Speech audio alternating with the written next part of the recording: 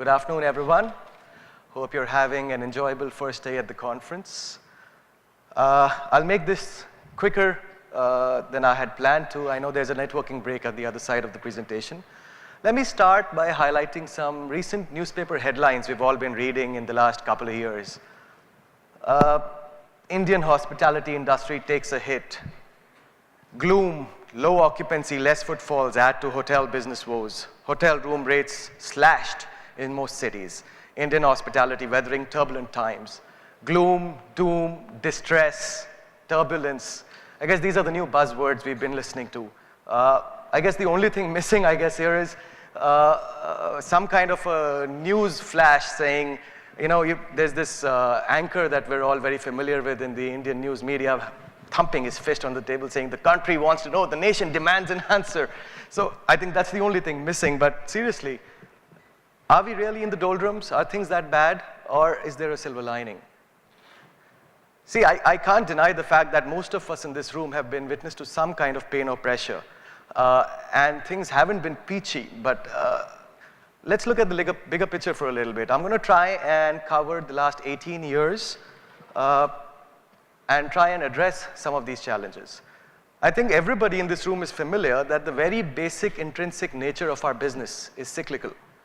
Weekday, weekend cycles, peak season, off-season cycles, good year, bad year cycles. We are cyclical inherently. And while we've been publishing data for the last 18 years on the hotel sector in India, I think analyzing this data from a bird's eye view or a 30,000 feet in the air, if you will, might help us get some answers about how possibly the next cycle is going to be there, if there is a next cycle coming. So while the data I present to you today, as I said, is known to you already, is there a story, and what is that story behind these numbers? Let's try and look at it, shall we? I'm going to take you back to the mid-90s, 1996, 97 fiscal, all the way till 2001, 2002. To my mind, this 5 or 6 year period represented a very distinct cycle in itself. This was shortly after the 1991 liberalization era, if you will call it that. India had just about started to find its feet in the new economy format. We were seeing new supply come in for the very first time in significant numbers. Not so sure if demand was actually keeping pace with supply, though. Add to that the fact that the Pokhran nuclear tests took place. There were sanctions imposed against our country, and that had an impact. The Kargil war with Pakistan certainly dampened sentiments further. And then I guess the 9/11 attacks in the United States really pushed the envelope as far as tourism at large is concerned, globally and India specifically. What really happened was that an 18,000 branded, structured, organized inventory market rose by about 50%. So by 2001, we were up to 27,000 branded rooms. The fact is that while we went up in 50% in supply, demand really did not keep pace. You went from a 63% occupancy in the late 90s to the early 50s. In fact, if I'm not wrong, it was about 51.6% occupancy in 2001.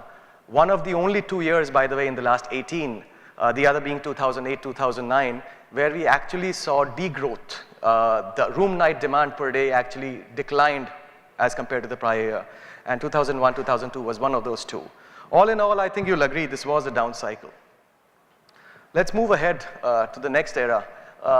Some of us might call it the wonder years or the good old days, I guess, 2002, 2003, all the way to early to mid 2008. A bunch of things happened outside of India in this. I mean, this is one of the prettier pictures I could find to represent SARS. But this was something that really hit the news. Southeast Asia and China took the hit, and not just from the disease itself, but also from the tourism point of view. So to our east, we had this problem, and to our west, shortly after 9/11 and the Afghanistan war, the US declared war on Iraq. The Middle East felt that.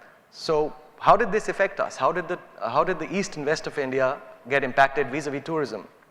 Common sense, outbound to Southeast Asia and China declined. Middle East felt the pressure as well. Indians traveling abroad used to look at Southeast Asia, Singapore, Thailand, Hong Kong, parts of China, and then Dubai in the West as their possibly more favorable destinations when it was a short vacation. Both of these areas took a hit. India, however, had reason to cheer. For the very first time, we could talk about significant growth in domestic travel. This was really the very first time we saw good growth in domestic travel. By the way, I think you'll agree that we probably owe a debt of gratitude to the domestic audience even today. A large part of our industry is thankful to the domestic traveler who hasn't stopped traveling domestically, thankfully. Add to this the fact that this period saw the economy growing by 8% plus, and I think there were 1 or 2 years here where it was 9 plus. So there was an overall growth that was robust. We went up to 47,000, so from 27 we went up to 47,000 rooms. That's a compounded growth of 12% in these 6 years. Interestingly and thankfully, demand grew at 16% in this same period. Occupancy rose at a CAGR of 4%. I think we closed in the late 60s by 2008. And there were a couple of years in between where we even breached the 70% mark nationwide. ARRs, the most interesting part of this story in this cycle, the average room rates actually grew at a compounded rate of 20% in these 6 years. So that was a huge jump for 6 years. That's 120% in 6 years. Clearly an upcycle. 2008 to present day. Now we are, in my mind, in the midst of the next cycle. A few events happened here as well. We all remember September 2008, the Lehman Brothers crash. Not many expected it, if any at all. That had a significant impact globally. And I'm sure we all remember possibly the most audacious and horrific attacks in Mumbai that probably impacted our industry more than anything else. It hit us in the heart, right? Outcome? There was a euphoria in the previous cycle. Everything was going well. 2005 through 2008 saw a lot of supply kicking in, construction-wise, but it came into operations in this current cycle. Add to that the fact that the new branded supply had actually grown by 17% from 2008, 2009, all the way up until this fiscal that ended last week. Demand also grew, thankfully. We've been seeing double-digit growth in demand for the last decade. 16% growth in demand year on year in this recent cycle. However, at the cost of our average room rates. We've seen a 6% decline CAGR as far as average room rates are concerned. And once again, occupancies are back in the 50s. In fact, too early to say, but my best guess is that we're going to probably close at some 57.5% occupancy for this year nationwide. My point here is that while we are indeed in another down cycle, has the industry really seen degrowth, or are we being overly pessimistic? Let's try and quantify this a little bit. I want to quickly shift gears a little bit and try and share with you the rooms versus non-rooms contribution to revenue in the last 10 years for the country as a whole. Broadly speaking, by non-rooms, it's primarily food and beverage, as you're aware, and then the minor operating departments. Interesting to note here that the years 2006-07 through 8-9, which were, again, as we call the glory years, about 60% plus of your business was rooms business. These were the strong ARR, strong occupancy years. Look at net income margins, 39, 42, 38. This is a pan-India, across positioning, across price points, across cities, branded picture for you. Look at the last 3 years. That 51% for rooms revenue, 49% F&B and others. We're on a half and half story. Obviously, the net income margins have declined. But I reiterate, since the net income margins or the net income percentage has declined, as an industry or as a sector, does that mean we've made less money? Let's do some further quantification. Simple math here. We've got 10 years of data, inventory for the last 10 years, occupancy and average rate on a nationwide basis. You multiply them all by 365 days, you're able to arrive at the overall rooms division revenue generated by the hotel sector in India, the branded sector. Since we know the rooms to non-rooms ratio, it's easy to arrive at the total revenue. And if we were to look at it graphically, a couple of things to note here. We discussed the rooms and non-rooms business, which are the bars, and you see that they've actually come closer to each other as every year has passed. And in fact, 2013-14, to my best estimate, is probably going to be almost a 50-50 rooms and non-rooms revenue. However, we were under $1 billion in absolute revenue generation 10 years ago. We're at $4 billion. That's fourfold, right? We've grown 4x as far as top line is concerned. A 0.3 billion net income is 1.2 billion today. Again, fourfold. If you were to try and quantify this a little differently, what's really happened is that from 31,000 to the current 105 odd thousand, that's about a 14.4% growth compounded as far as inventory is concerned. So our inventory in the branded space has grown at 14.5% year on year. If you were to take the 0.3 and extrapolate it to the 1.2, so has our net income, by the way, 14.4% growth in absolute net income. In percentage terms, we've grown at 14.5% CAGR, much like the inventory. By the way, rooms division revenue grew at 15.5%. Non-rooms revenue grew at 19%. The total revenue from 0.9 to 4 grew at about 17% weighted average. And the net income, as I said, was about 14.5, just in line. What does that tell you? Absolute profits earned by the industry at large have grown at the same pace as growth in inventory. Non-room business has increased its contribution to the top line. We know that already. But paying attention to F&B, to MICE, to SPA, to other minor operating departments is going to become increasingly important as we go forward. So what does the next cycle hold? And is there a next cycle around the corner? Is it fair to say that this is the end of the down cycle and we're going to be in the up cycle as of yesterday, 1st April, because we're in a new fiscal? Not necessarily, but let's analyze this a little bit. We know that the branded supply is likely to grow by an approximation of 8% for the next 5 to 6 years. 13% this given year, 10% the following, 6% the year following that. We track this, as you're aware. If I were to even average that out over a 5 to 6 year period, we believe that will be a compounded growth of 8% year on year as far as supply is concerned. Demand has grown in the double digits, in the good years, in the not so good years, in the bad years, in the ugly years. In the last 10 years, there has been double-digit growth in demand for branded rooms. I see no reason why that should change and suddenly go to the dismal one-digit numbers. Given the fact that supply is probably going to grow at 8%, demand's going to grow in the double digits, I don't know who the next Prime Minister of India is going to be, but I think most of us in the room are fairly certain that a stable government will lead to improved sentiment.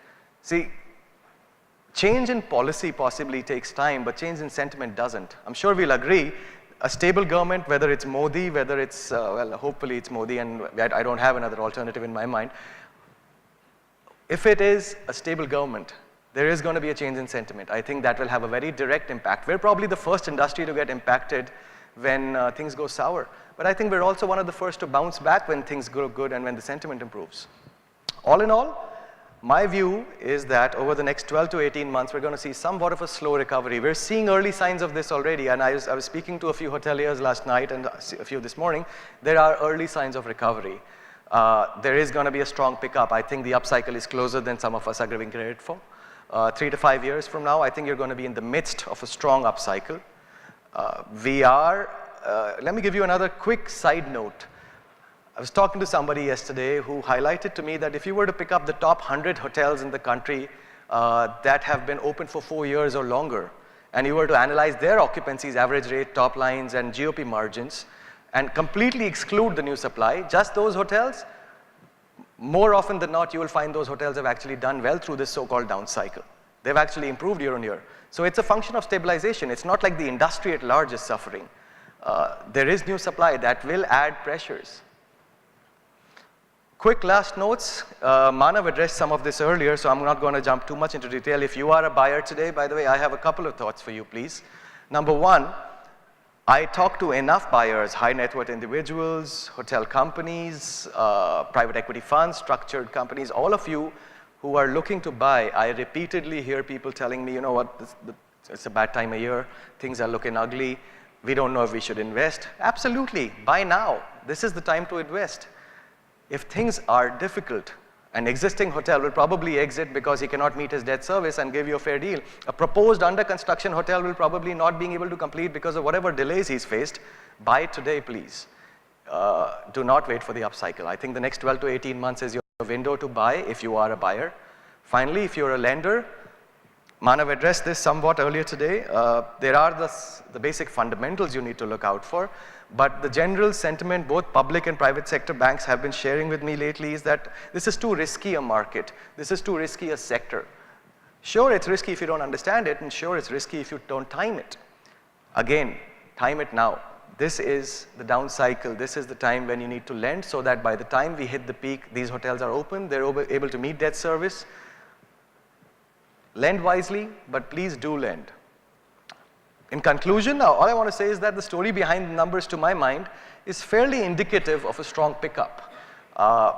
It's your word against mine, or I guess anybody's guess, whether it's 12 months, 18 months, or 24, but I think it's not too far away.